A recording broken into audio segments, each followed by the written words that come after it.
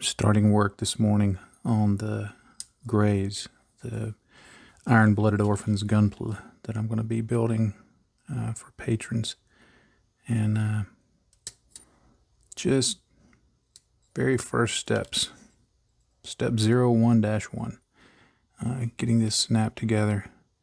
The way I build these iron-blooded orphans kits, because the way they're designed is to allow you to build the entire frame, and then you can do whatever you need to do with it and then put the armor on over it.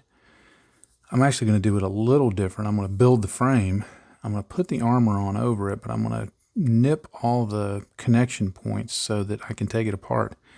And my plan is to do all the base painting and any shading and all of that on the armor, then pull all of that off, and then go back and do the interior frame. So when I put everything back together, then it's ready to be weathered as one piece. Now, I've built several of these 1/100 scale iron-blooded orphan kits before. They're kind of unique in the gunpla kit world because of the way they're engineered. The frame is a more simplified frame than your typical gunpla kit. But, and I really like it. I would prefer this. You know, if they had they call these full frame mechanics kits, and they've started releasing lately some other gunpla kits that were sold as full frame mechanics, and so I picked up one or two of them, but none of them were this type. None of them had the full internal frame, and then you could build that completely and then hang the armor over it. All of them were more like big, complicated HG kits. If you know what that is, Gunpla classifies their kits by high grade, master grade, perfect grade, and so forth. And so I was a little disappointed in that. That's why I think I bought one. I may have bought two. And now, you know, I think it's in my storage room. I don't even remember. But anyway, they're really good because of this style. They make painting really easy. But as is the way that I do many of these, I'm counting this as a vlog. The way I'm doing this vlog is what I'm going to be talking about is not going to be what I'm going to be necessarily doing on screen. What I'm going to talk about are these nippers. We use them, you know, all the time. If you don't use nippers, if you're still doing the thing of like I did when I was a kid and twisting parts off or trying to cut it with a knife, I would highly recommend getting yourself a pair of some kind of nippers. Now, this is the type that I had used for years. This is, you can get these at Hobby Lobby. This is just your general hobby nippers. It's not wire cutters.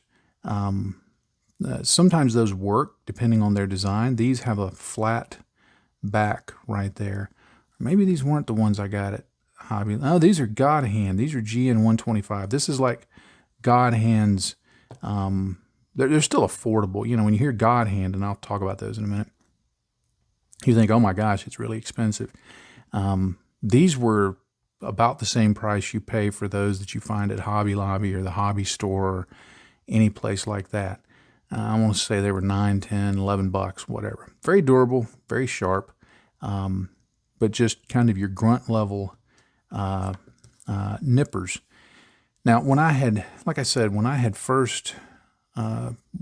been working on aircraft, stuff like this was all I used, and it worked fine for me for years, because the way I tend to do it is that instead of trying to cut right against the surface, I don't know if you noticed when I was doing this, I left a little bit of the nub when I cut it off, and then I either come back with a knife or these that are a little sharper, or you know, it may cut off close enough that I can then sand it down a little bit. Need to get that a little better. There we go. but I don't cut right flush against the edge. In fact, sometimes what I do to make sure that I don't is instead of using the flat side against the part, I'll flip it around and cut it this way. And that way, you see how there's like a beveled edge there? That way it automatically, here I'll go ahead and, what's my next part that I've got to cut?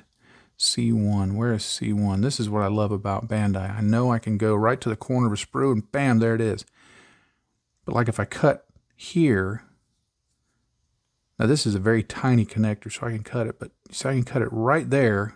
And in this case, it works to cut it very close, but not always. But if I flip it around like that, it automatically builds in that nub like that. And now when I get the part out of there, I can deal with that much easier. And so sometimes reversing those around will help set the distance that you want to have to get that clipped off. Pardon the jump cut there. I had to pause the camera for a moment to get that poly cap on because I was not sure if it would require some paratrooper words to do so. And I don't want to have that on camera. so anyway, there's that part. But anyway, when I got into, I don't even remember what I was starting to say now. When I first got into building sci-fi, especially Gunpla, everybody was saying, oh, you got to get Godhand clippers. You got to get Godhand clippers, you know. You want to trim it off as fine as you can, and you don't want to leave any white marks and all of that. And so for a while, I thought, well, you know, maybe there's a technical reason I need to do that. And so I got some Godhand nippers. Godhand is a brand. There are other brands that are very high-end. But, I mean, I think at the time I paid, the cost seemed to have come down a bit because I think more people are buying them and they're more easily available. But I want to say I paid like $50 for those. Now, they are super, super sharp and very precise. They're smaller like these. These are from Tamiya. But they're smaller like these, very sharp, much more fragile from what I've seen, although for me they worked fine. Got a very flat edge, just really, really precise. And you can get very close cuts. And the way people would do it was just like I did there and meant to point out and forgot to, that, you know, you nip off a large part with something like this, and then you come back in with something like this, and you nip it off a little closer, and then if you need to, you do any sanding and stuff like that. But after a while, logical John, experienced John who had built a lot of models, said, why are you worried about leaving white marks on the plastic when you're going to paint over it? And I actually gave away my Godhand nippers to a friend who, he builds Gunpla and he doesn't paint them, and it's very important, you know, for him not to have stress marks. And the funny thing is, even with the Godhand stuff, he still ends up with stress marks, you know, and sand, you know, he has to sand stuff out. But, and I'm not saying don't get them. I'm just saying, if you've heard of those and you've been thinking, oh, I need to get me some Godhand nippers and stuff like that, number one, I would not say don't get them. If you want to try them, try them. But one of the things that I found in my own experience is that while they are very good, very sharp, in terms of a quantifiable difference, in my opinion, between them and lower end nippers, like these, like I said, I think these were $10 or $12. These, I think I paid $20 for them, something like that. These are really good, especially the Tamiya ones. They are very sharp. They've maintained their sharpness very well. And so have these Godhand, you know, basic ones. much better than the Hobby Lobby stuff. Not by a huge margin, but it's noticeable. But these have worked great for me because even with cutting this off real close, you can see that I still need to go in here with my hobby knife and with my Tamiya file. This is what I use to file off stuff, because if you do it lightly enough, you can do it without leaving marks behind. And I don't have to switch to a bunch of different sanding sticks. But if you're looking for some nippers, if you've heard about, the Godhand nippers and things like that, and you're thinking, I want to try those, again, I think it's overspending needlessly, in my opinion, based on my experience. Because if you had to put me in a corner to say, sorry about knocking the camera there.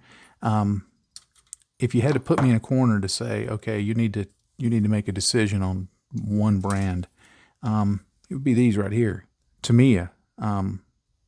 Which, I mean, I don't know how many times have I said something like that, Tamiya or Vallejo. If there's ever a question, should I get Tamiya or Vallejo, whatever the product is, go ahead and get them. They're good. But these Tamiya nippers are really good, and they work well in... I've used them for big stuff. I mean, everybody says, oh, they'll break off. You got to be careful, or they'll break off, and you'll have... Yeah.